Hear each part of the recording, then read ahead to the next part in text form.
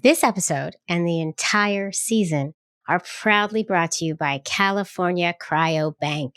California Cryobank is the #1 sperm bank in the U.S. and for over 45 years, California Cryobank has proudly helped thousands of LGBTQIA+ folks and families fulfill their dreams of parenthood.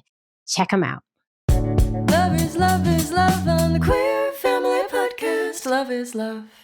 So listen, some families have a mommy and a daddy. Some have two daddies. Some have a grandma and a mommy. Some have a daddy only. Every family's different. And I'm the kind of mommy that wants another mommy. Mm-hmm. So if you were going to have a daddy, you wouldn't have me. And he looked at me on the beach. I remember he was 6 or 7. And he said, okay, I'll keep you.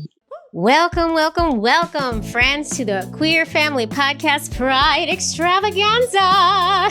Yes, my friends, the show that highlights, uplifts, celebrates, and normalizes LGBTQIA+ families in all of our beautiful identities is bringing you double the episodes through the entire month of June, which is Pride Month. You're getting 2 episodes a week for the next 4 weeks, y'all. Come on now. And as you might have heard in that little intro thing, today's guest is none other than the incomparable, the queen, Rosie freaking O'Donnell is on the show today. And this, y'all, this conversation is a really wonderful conversation. I think you're really going to love it. And I also just want to say, I was a little starstruck. I know we're BFFs, me and her, I text her and stuff. But we're not really BFFs. I just have her number and I text her and get scared every time I do. And I was starstruck, I'm not going to lie. And I talked a little too much. But Rosie is so graceful and forgiving and compassionate that she just went with it. And she was supportive and offered so much beautiful insight. We talked, umbrella nutshell of this conversation is we talked just about parenting. I could have called this episode Wise Words with Rosie. Because she dropped so many little wise bombshells about parenting.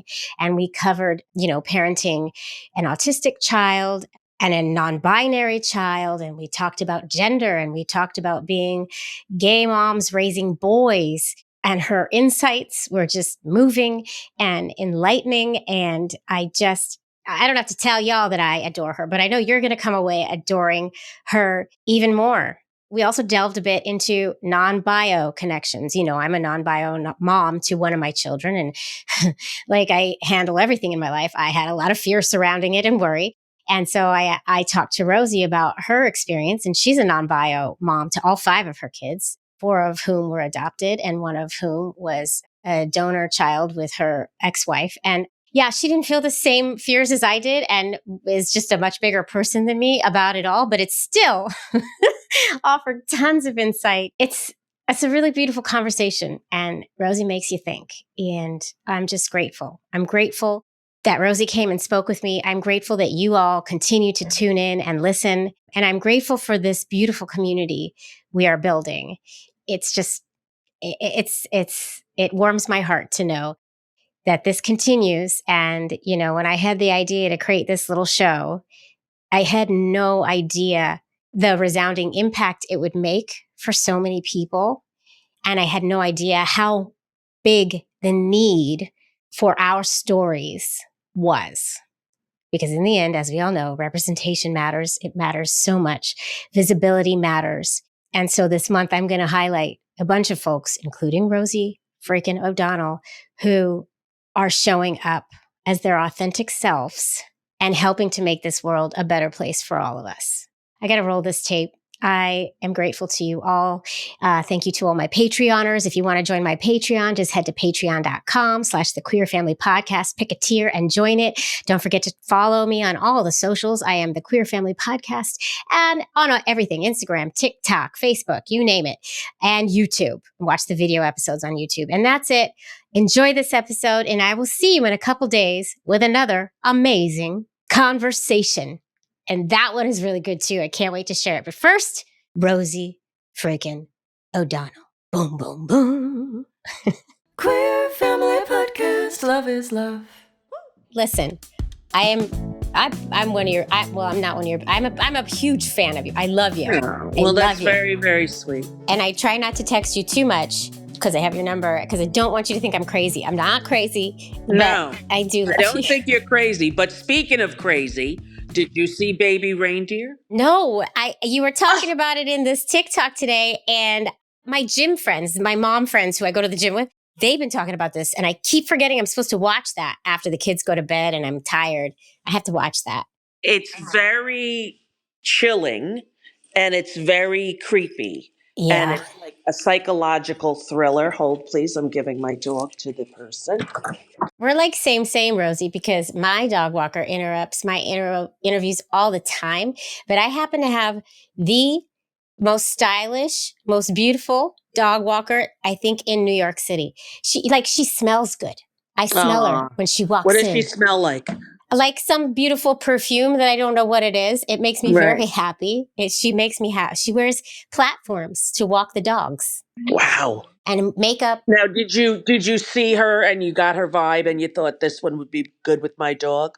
My wife saw her walking dogs one day and then asked her to walk our dog. That's how it happened. And now I'm like her best friend. I love her so much. I love Lori. And she's become a character on the show because I do my interviews during the time when Kira gets walked. So, Mine is a very shy person yeah. who at first was worried that she didn't like us. You know what I mean? Yeah. Yeah. Yeah. Because make it all about me, right?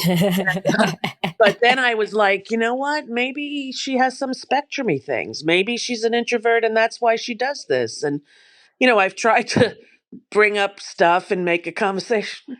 Doesn't go. But it's okay. Like everyone's allowed to have a boundary. And this is a job that works for her. And she's very good at it. She's got like one of the highest ratings, in our neighborhood. Yeah. And, like your Kuma comes with stuff like you have to keep up on the training, right? Yes, Yeah. exactly. And so, And every day, I do the treat training with her, and she remembers all the cues. And it's an amazing miracle that's happened to our family because of this dog. And I will never be able to adequately explain exactly how the change has taken place, but it certainly has. I wasn't a dog person, really, I know I saw that on one of your TikToks. I know everything about you. You can't Oh, tell me anything I don't know. what But a yeah, what a boring interview for you it's going to be. I don't not at know. all. Not at all. But yeah, you weren't a dog person. And this dog, it's for Clay.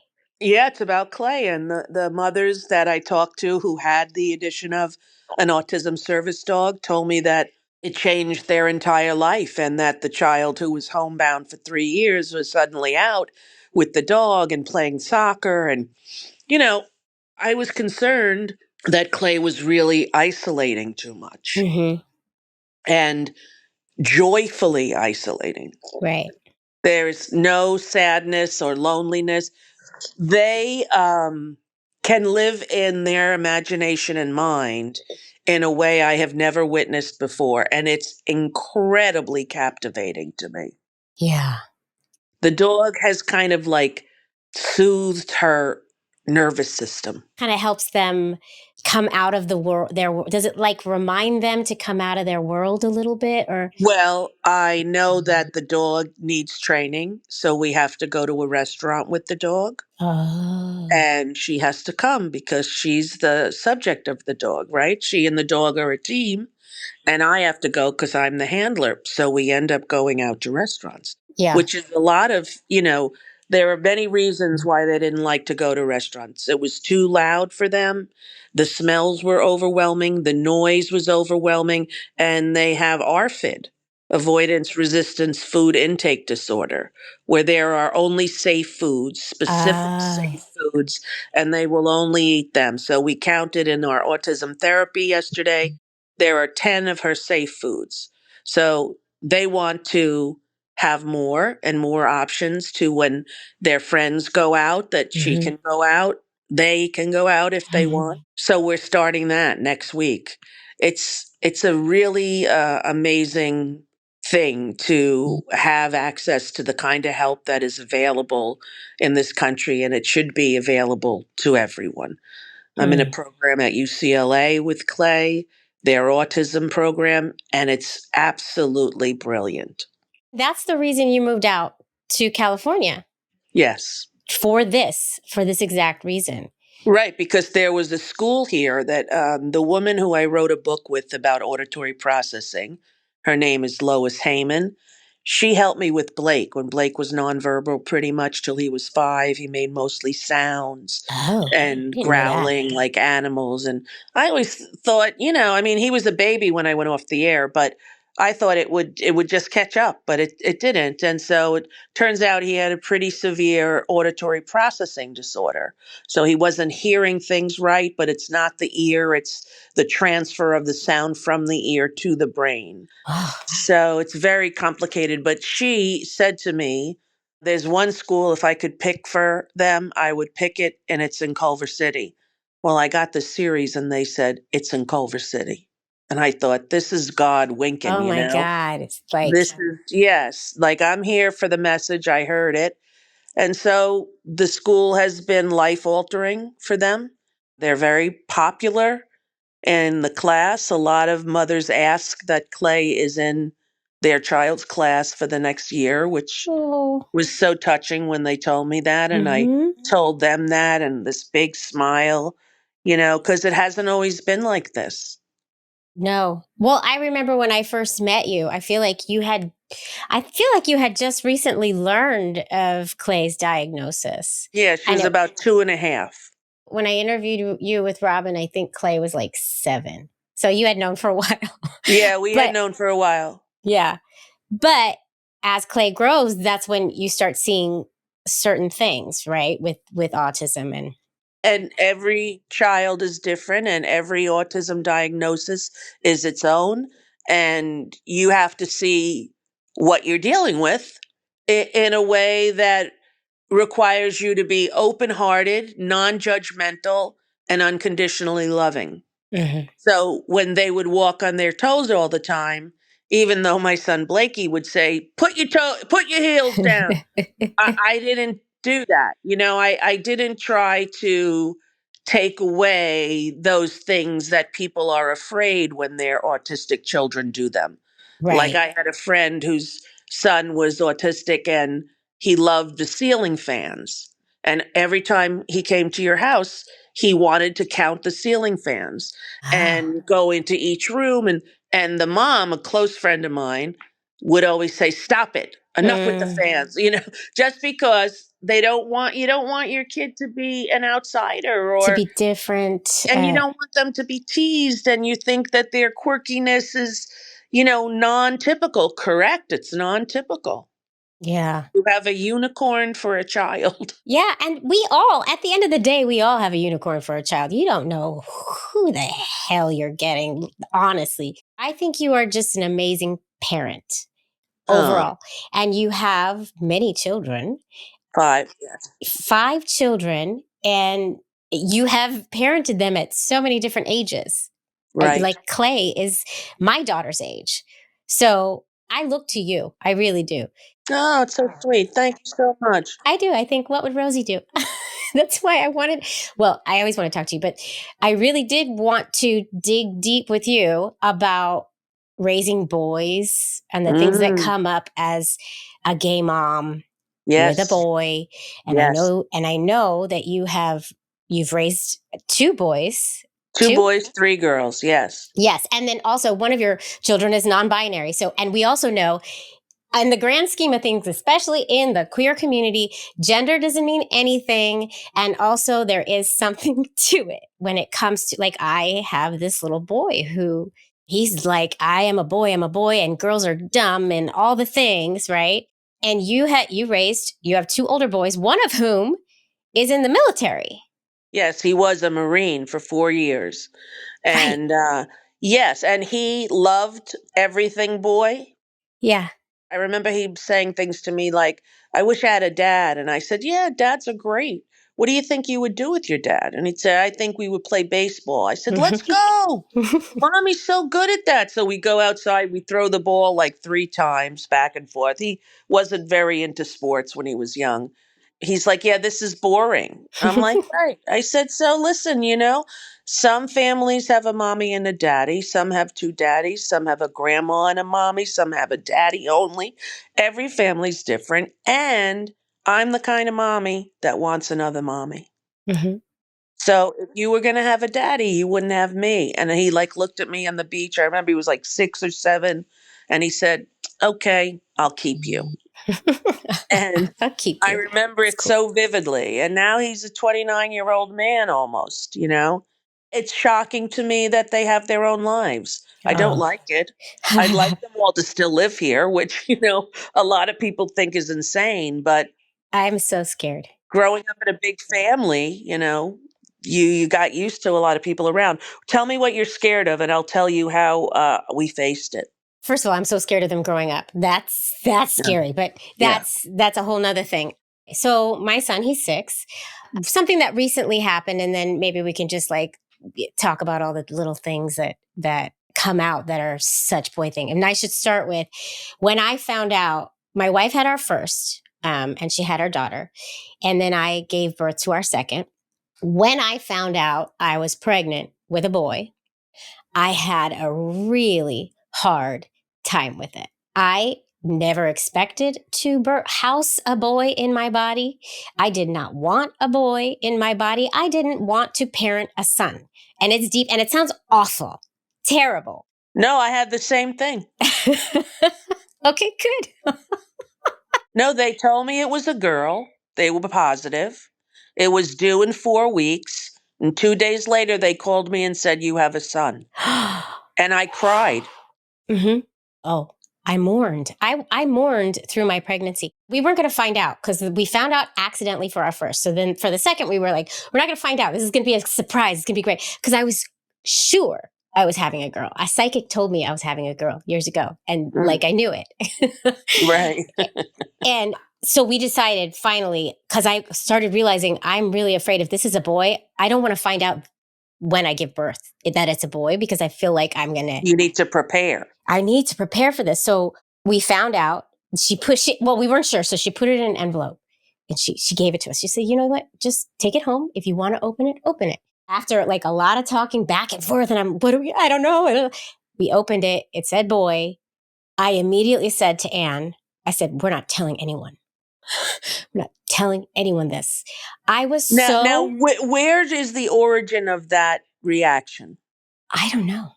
Was it the fear that you wouldn't be able to take him into the bathroom because he was was it a fear that you wouldn't be able to give him any masculine role models? What was it that was making you so averse to it?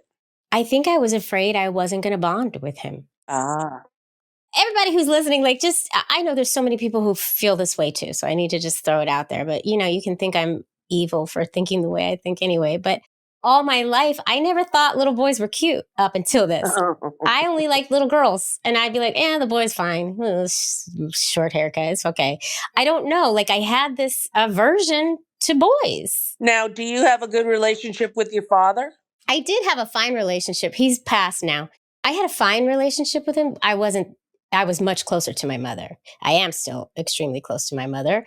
My dad and it was just a little strained, but it wasn't, there was no abuse. It wasn't. Right. There was a lot of love. There was love. And I loved my dad immensely. I have a brother who I have a very difficult relationship with. Mm-hmm. I don't know if that plays into it. Possibly I should go to therapy and dig deep on that, but exactly. I don't think I want to dig into that yet, but but I mean, it's good to know where the feelings come from. I just remember thinking, God knew what he was doing because I had a lot of stuff to heal with boys. And it was my first child. And I thought a girl would be easier because I know girls. I am a girl. What am I going to do? I didn't, and it was a boy and I fell madly in love as I never have before. Mm-hmm. And there's something between mothers and sons that is very, very intense. Yes. And I have learned that. And this little boy, oh my God, right. Oh He's my. your world. He's your Oh, world. yeah. Yeah. And they both are. And also, I actually love this little boy. And it took me so long. I mourned my whole pregnancy. That whole, like, we're not telling anyone. I don't even know how to explain what it was. I wasn't ready to tell people that it was a boy. We didn't tell people for like 6 more weeks until I was to the point where I could admit it. Like, Mhm. it's so weird. It's deep. And then up to the point where he was in my arms, I was still scared. And even the first night, it was an emergency C-section. It was a mess. It was a messy birth. There was a lot of trauma in the birth. And it took me until the next day. I'm looking at him and the sun was rising and it was like this beautiful sun. You know, you get a nice hospital room and all of a sudden things are beautiful. And I was looking at he had like white blonde hair, which never happens in newborns. And it was this thing. And I fell in love with him right then. It happened. But I was so scared that it wouldn't. Yeah. Now, listen, I think that you should go to therapy to sort this out because you're going to find that it affects your relationship from here on. Those innate feelings, the fear that, he was born when mommy was uncertain about her capacity to love. And what you realized is you have tremendous human capacity, Yes. as does this little light of God that comes down in baby form to remind all of us what it is to be alive. You're so right. We'll be right back. Queer Family Podcast. This seems like a really good time to take a second to talk about my sponsor for this episode, California Cryobank. We're talking about this little beautiful boy who came into my life and taught me unconditional love. And I want everybody to have that. And if using donor sperm seems like the path for you, I have a promo code. California Cryobank, y'all. It's the same bank I used to create both of my children. It is not only the #1 sperm bank in the US, they have also been helping and serving the LGBTQIA plus community for over 45 years in building our families. And while California Cryobank's name may imply otherwise, they do ship to all 50 states and more than 40 countries and offer one of the largest and most diverse sperm donor catalogs, which is really important. And it's getting better day after day. And they don't stop there. LGBTQIA plus couples can also take advantage of benefits like free vial transfer between partners. That's something new. That's exciting. And you get a personalized letter if needed for second parent adoption. Look at them thinking of all the things. This is all new stuff. I'm very excited. And it goes on. California Cryobank also offers free vial storage options, y'all, with their Family Today and Family Tomorrow programs and a vial buyback opportunity. They're blowing my mind here. I'm reading it and I'm like, wow, they've made some really amazing changes. And you get a digital donor keepsake of your donor, which I pull out still. Mine isn't on paper because that's how old I am, but I use it all the time to talk with my kids. So it's really good to have all that stuff. And also you have access to California Cryobank's private sibling donor registry. You get financing. They have free newborn stem cell preservation, which includes cord blood and cord tissue processing, plus 1 year of storage. I mean, they don't stop. So no matter what you're looking for, their stringent screening process and their diverse donor selection should help you find your ideal sperm donor, or superhuman, as I like to call them. They'll be there with you for every step of the way. And you can start that donor search today by visiting cryobank.com and use promo code Love is Love. You can't forget that. It's in the song, Love is Love is Love. Now you're never going to stop singing it. You're welcome. Do that for a free level 2 subscription to their donor catalog, or you can apply it to a level 3 subscription for a discount. Yeah, baby. Go use those codes. Let's make some babies and then come talk to me about them. Thanks. Enjoy. Back to Rosie. Love is love. And yes, I need therapy. I know this. I am reminded this. Therapy is the best gift you can ever give yourself. Yeah, I know that. I know. And I started very young. I was very lucky. I was 16. And I've pretty much done it my whole entire life. And it helps to have a place that you can fully reveal yourself, all the warts, and still be worthy of love, attention, and time. Mm-hmm. I know I need to do it. And I always say, I'm going to do it. I'm going to do it. And then, life happens and I don't have time. I have to cook the dinner and I have to pick the kids up and I have to drop the kids off and I have to do the Now things. it's And very easy now. You can do Zoom. you're not wrong. I know I'm going to do it. Rosie, if you tell me to do something, I do. You told me to rebrand this show. I did it. And it's working, don't you think? It is working. It is working. Yes. I see those awards on your shelf back there. You see that? Paperclip Deluxe, whatever that is. That's an Anthem award. And then those are Signal awards. Fantastic. And we just got 2 more communicators. You serve our community well, and I think it's really a wonderful, wonderful podcast. I love the guests that you have on. Some topics are very serious. Other topics are, more relatable and humorous. And I just think it's, it serves our community, and we have to participate in our communities all over the country, Yes, all over the world, and be a part of a community where you feel connected, responsible, and respectful of each other. Yes, 100%. I'm co-signing. I agree 100%. And thank you for saying that. I agree. Yes. And also, I also want to talk about, I want to tell you a story, one more son thing and get your take. But I also want to go into the non-bio connection because I know you have a lot of experience with the non-bio connection. Yes. And I want to go into that too because I had feelings when my daughter was born. That echo, my brother, my son. I just said my brother. I heard it. See what I'm saying? And a great therapist would be able to help you figure it out. I'm not sure I can go there. I'm not sure. Okay, now, when I'm next in New York, we're going to have to go to dinner, and I want to hear the whole brother story. Yes, you will. Yeah, it's not something I can really share on the show. No, that's why I said at dinner. We'll do it at dinner. Yeah, I'd be happy to share all of that. Yes, 100%. So, all right. So my son, he's had long hair for so long. He has. I saw it. Yes, yeah. And he loves his long hair. I think takes after me. He's very vain. And he liked all those compliments people gave him on that hair. Like, it's like white blonde. Oh my God, the hair, So I think there's a piece of that with it. And he just loved having his long hair. He didn't care. He still feels very strongly like I am a boy, a boy, a boy. And if he wasn't, I would be very open to that as well. Like, this is the community, but he's a boy. He wants guns, which we have not allowed. He wants all the boy that I'm doing, quote unquote, all the boy things. Let me tell you one quick thing about guns. Yes. I said no guns in my house. There were no guns. There was no kind of guns. And you know what he did? He got guns. He took a piece of toast and he bit it and made a gun. That's literally what Orion does. Yes, he makes guns out of everything. Mom, look, it's a W gun. Like, he just, I don't know. Boys love guns, and it's a horrible thing in our culture. I wish we could erase it from their DNA, but it seems to be pre-programmed in a way it isn't for women. I know, it's so weird.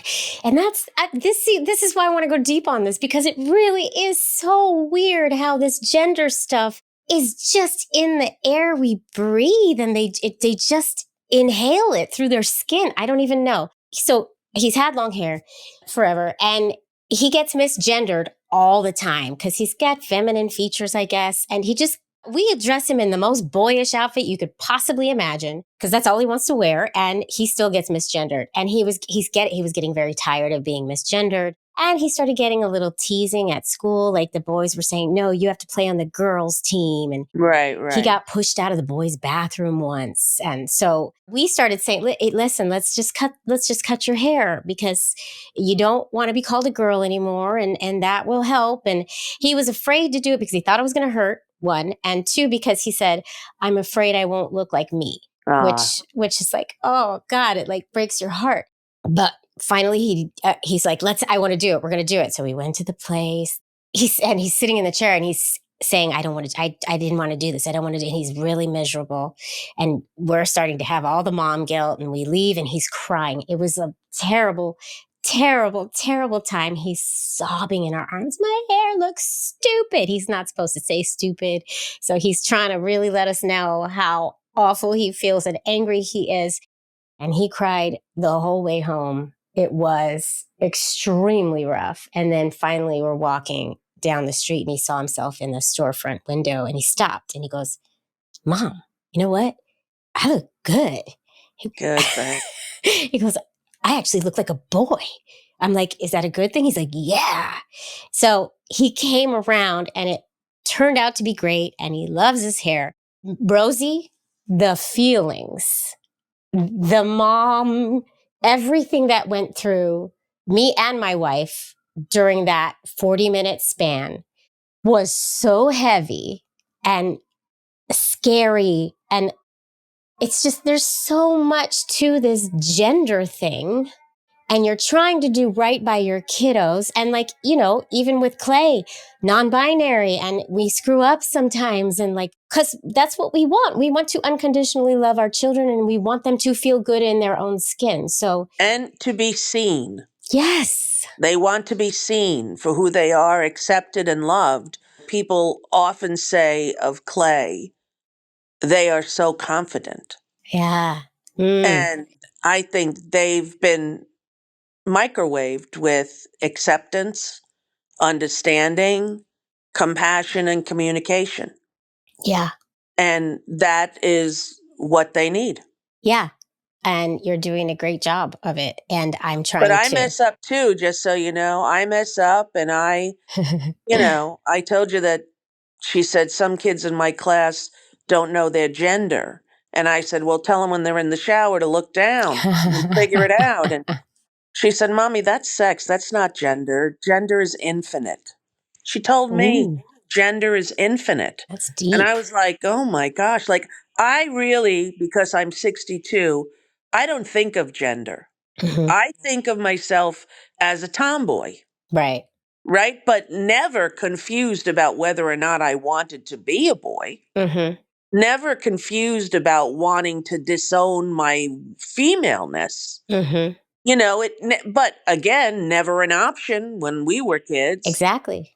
I don't know. I think there's a huge correlation between autism and gender difference and dysmorphia. There's a Interesting. huge correlation because we have a wonderful doctor at UCLA who specializes in this. And as you know, Clay is non-binary and is figuring out what other things apply to her, to them, as I struggle with the pronouns. But it's a much more present conversation and nuanced conversation. I went through times where I had to wear a dress and I felt very uncomfortable. Mm-hmm. As I'm older now, I can wear a dress and feel okay. But when I was younger, I felt like it was a prison garment or something, like Yeah. some shame-filled, like of me trying to pretend I'm a girl like that when I'm not a girl like that. I'm a Yeah. girl like this. I am a very girly girl and I love all the girly things. And I happen to have a tomboy for a daughter Mm. and a very boyish boy. So it's not that I struggle, but I think of you because if my son or my daughter for that matter told me that they want to join the Navy, or if my son were to tell me he wants to have a career in the military, I don't know what I would do. Thank God I was in therapy when it happened because I was not doing well with it. I went to the station where you sign in with his then girlfriend and I was sobbing. And I tried to bribe him with money and with a house in Brooklyn and I tried to do everything I could because I was worried for his safety emotionally and physically and spiritually. Mm, I'm a pacifist mother. What's the worst thing you can say to your pacifist mother? yeah, I'm going to join the armed forces, you yeah. know? Yet I had tremendous respect because we can hold two opposing ideas in our brain at the same time as humans. Mm-hmm. I had tremendous respect for what he felt and feels about this country and his desire to be a part of the community of that. And, I don't necessarily understand it. It wouldn't be my choice, but I have respect for all those people in uniform who go in with a belief system and they come out with a different one. Right. Right. And that scares me. Yeah. Exactly. And you're very liberal. I'm very liberal. We're very much aligned.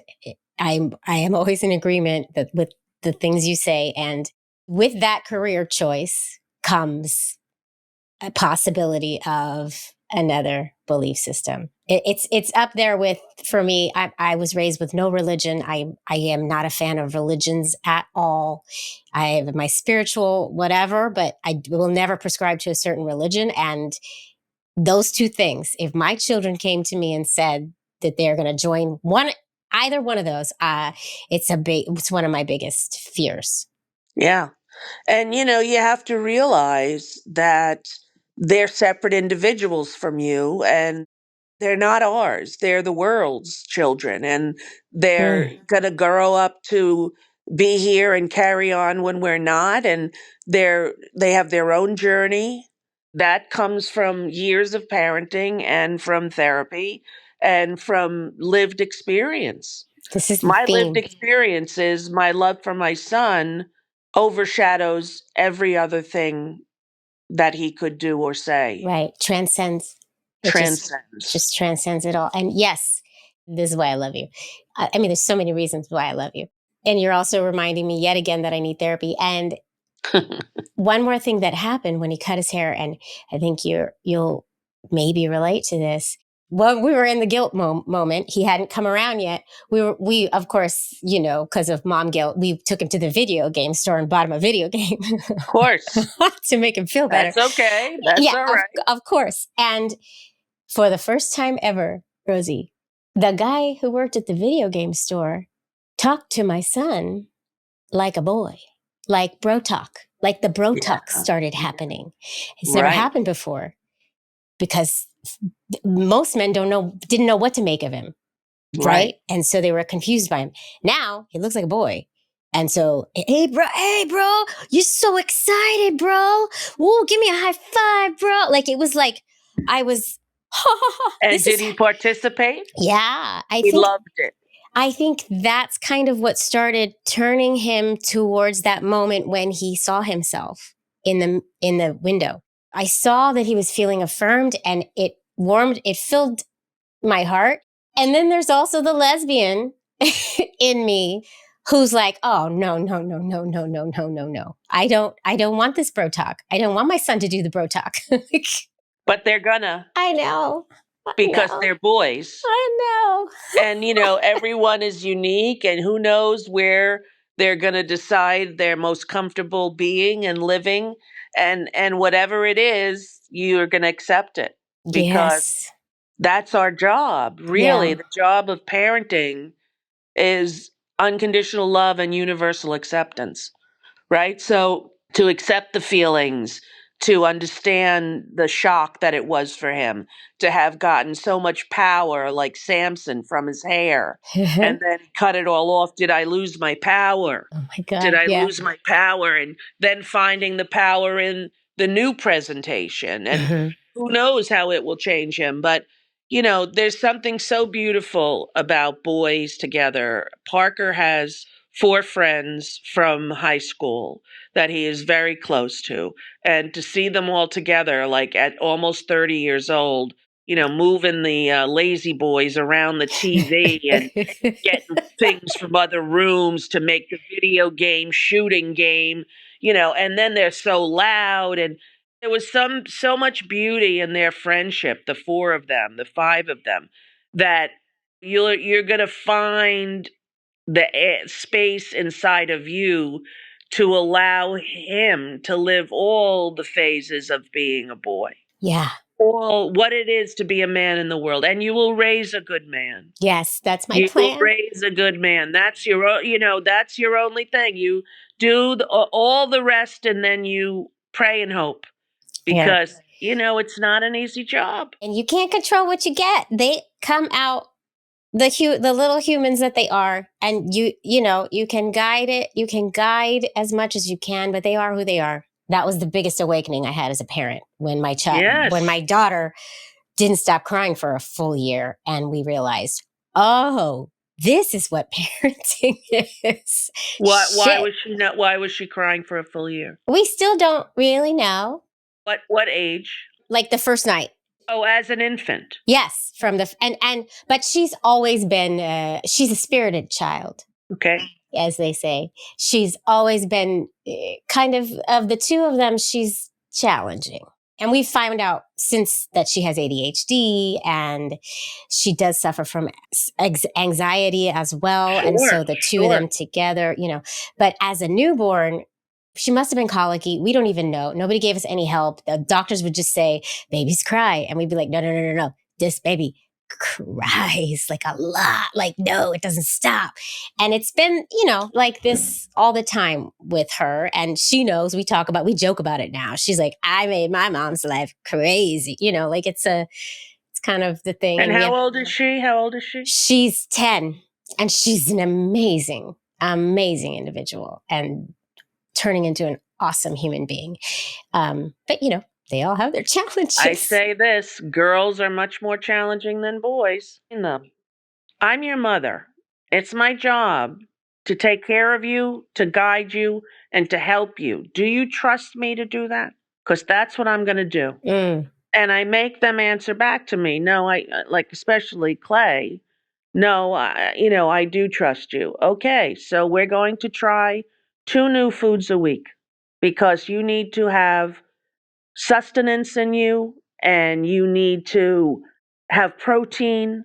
And, I got to say, this UCLA autism team is out of this world. Absolutely out of this world. Yeah, and I know you keep you're so lucky that you have them, but also you're doing an amazing job. So not that I think you're selling yourself short, but also give yourself the credit for all. No, listen. First of all, I'm insanely curious. I'm sure I have autistic features. When when Seattle University was doing their autism study funded by Bill Gates, and my show was on, they wanted to test me for autism. Oh. And I never could do it because it was going all the way there. And this is back when they weren't really testing people for autism, that much. And I was like, nah. I thought of Rain Man, I can perform more than Rain Man. Nah, I'm not autistic. But I can see a lot of the features in myself and my non-neurotypical brain. And to get a chance to fully embrace the little girl that was me while taking care of them is so healing. Yeah, that's deep, Rosie. That's deep. Deep thoughts by Rosie. I think it's the biggest gift of my life is this little girl. Not even girl, little human, she would want me to say. Little child. Not girl or not daughter. Not boy and not son. Child. Little human. Yeah. Okay, if we can, let's segue a little bit to this the non-bio connection. You know what I just thought of when you were saying, they wanted to test me for autism. In my head, we do this a lot especially with our queer families. In my head, I'm thinking, oh, so maybe that's where Clay, oh no, because it's not right. So the non-bio thing is huge in our families. And you have 5 children who you are not genetically connected to. Any of them. Right. I want to dig deep. I want to dig a little bit into that, because when we knew we were going to have kids, we got married, it was always assumed that I was going to be the one to carry both of them. My wife is a little less feminine than me and older than me, 7 years older. So it was just always it would be me. So I just assumed I'd have the genetic tie to both the kids, or however many kids we had. Then one day after we got married, we're sitting in a bar having beers, as you do as lesbians. And she turns to me and she goes, you know what? I think I want to carry. She threw me for a freaking loop. I wasn't expecting it. I wasn't ready for it. And that changed everything. And that changed our timeline too, because she was almost 40 at the time. So, okay, now it's go time because I had time. I had plenty of time. We weren't supposed to start yet. I was in I was 32 or whatever. I don't even know. It changed everything. And then I was faced with the thought that, oh my God, I am not going to be biologically connected to this child. And I freaked out. I did what I did about my son, but I did it about that baby. And her entire pregnancy, I was afraid I wouldn't connect to the child. And I still have fears over this non-bio connection. We're so equal. We're like super 50-50. We're like annoying that way with the lesbian. Oh, we're just those lesbians. Everything is good. That's good. Yes. And so she does go to both of us equally, which is great. If Rose goes to my wife instead of me for something, I still, to this day, get the little inside that's like, oh shit, she's choosing her. She's choosing her. I knew it. You know what I mean? It's really very strange. I don't have that. I know. I never had that. I always knew I would adopt. My mother died. I was young. I was given the benefit of mothers in the neighborhood taking care of me. And this one teacher who was 27, and I had just ended up in her class so depressed and distraught at and she took me under her wing. And I knew love made a family. I never thought, well, my gene pool is what I want to. I thought I will take the babies that need homes. It didn't cross my mind. And, I think for the bio mother, for Kelly, it made a bigger difference than it did for me being a non-bio, right? Non-bio was kind of always my life plan. I knew I wasn't going to be with a guy. I knew that I was going to adopt children. Like I made a plan on how to be a mother when I was 16 and was certain I was gay, because that was a priority for me. But I think for Kelly, there's a lot more difference between the bio and the non. I had 2 children when I met Kelly. I adopted the third as a single person while we were dating and together, and she had the fourth. I felt very much the mother as the other ones. Yeah. And even because the adoptions and that you knew that was a plan and there was no feelings in the way I felt. But then even though Kelly was going to be bio parent, you didn't have any feelings over that either. No, I said I wanted to adopt again. And she said, I'd rather have a baby. And I said, oh, I don't care where we get the baby. If you want to have the baby, great. I was open to it. I never was thinking, especially after I adopted Parker and that love affair was life altering. I didn't want to have a bio baby because I never wanted anyone to say, oh, which one is really her? Yeah. Vivi considers herself half adopted. And, we talk very frequently and we have a great relationship. And she comes to me, often with her needs and feelings. And I am very happy. And, I never had that. I don't know. You're lucky. I guess, I guess. But I just think you've been there since that baby was conceived. Yes. That is your baby as much as it is your wife's, 100%. 100%. And I love my babies equally. And there is nothing different in anything and any feelings I have about them. But I did have fear about it. Again, you got fear. You have to go to a therapist. And I'm going to send you some numbers of therapists that I know. Listen, you have to get to the bottom of it. At the end, life is about one choice every moment, faith or fear. Every moment you have a choice, faith or fear. Yeah. Every situation in your life. Am I going to have faith that I am doing the right thing or fear that I'm not and it's going to get fucked up? Well, you have to choose faith. Yes. You have to choose it. And it takes training your brain over and over. I say this as I have anxiety driving and like my chef was off for a day and we didn't realize she was off and she wasn't here at 4:00 or 5:00 or 6:00. And I was certain she was in an ER somewhere.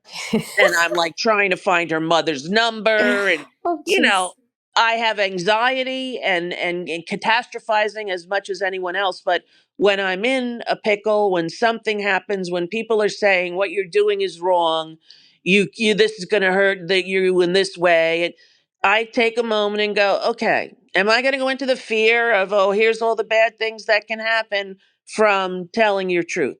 No, I'm going to have faith and tell my truth. I mean, it's words of wisdom with Rosie O'Donnell right here. 62-year-old Rosie has some things that she's found out.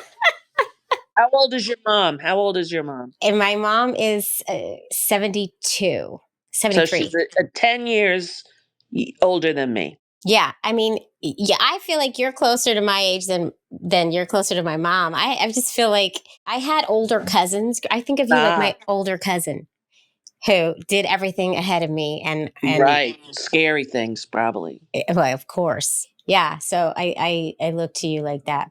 I do. I have a lot of fear. You do? You have a lot of fear, honey. But you know what? You can totally get past it. Mm-hmm. And you can, this is what it is, right? You work on your stuff. You remold the clay in front of you. You smush it up. You make another beautiful bowl. And you rework the clay again. And it's phases of your life. And, yeah. When you get to be like me in the final third, which I'm not begrudging, I think it's fantastic I made it here. 62, my mother died at 39. 62, I've had twice as much almost as her, and I'm grateful for that every day. Yeah. And I think you're doing a good job at it. So Thank you, honey. Keep doing what you're doing. Keep showing up. You do the same thing because you're doing great on this podcast. We're wrapping up here. And just so you know, you're a part of my Pride Extravaganza. You have to say that like that. Excellent. Yes. Pride Extravaganza. Yes. You break into song just as much as I do. This is also why I love you. This is it annoys people, but I do. My kids tell me to stop all the time. I say, excuse me, I'm a professional singer. Clay too. She says, I say, I have been in musicals on Broadway. She's like, well, I don't like your singing voice. That's literally my kids. I appreciate you so much. And back at you, sister friend. I will try not to be scared every time I text you. That's another fear. Don't. You should never be. Faith or fear. It's Rosie. She's not out to get me. Faith. I know you're not. I love you so much. And you're an excellent actor. Thank you. You made Carrie very personable and real, though. So I appreciate that. Thank you so much. Okay. All right, honey. Great to talk to you. Thank you so much. I'll talk to you soon. Okay. Bye-bye. Bye. Queer Family Podcast. Whew. Well, folks, I hope you enjoyed that episode as much as I enjoyed it. And if you did enjoy it, feel free to listen to another or watch another. I have so many episodes for your listening or viewing pleasure. Just go pick one and enjoy. There's a lot. There really is.